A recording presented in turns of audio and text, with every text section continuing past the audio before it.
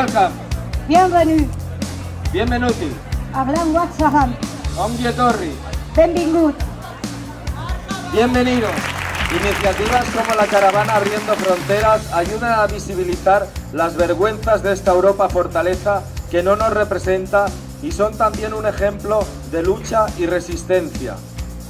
Tejemos redes de solidaridad porque queremos vivir en una sociedad más justa y más humana. Seguiremos sumando fuerzas porque la lucha es dura, pero el objetivo es inaplazable para muchas. Por eso, Obrim fronteras, apriamo i porti. ninguna persona es ilegal.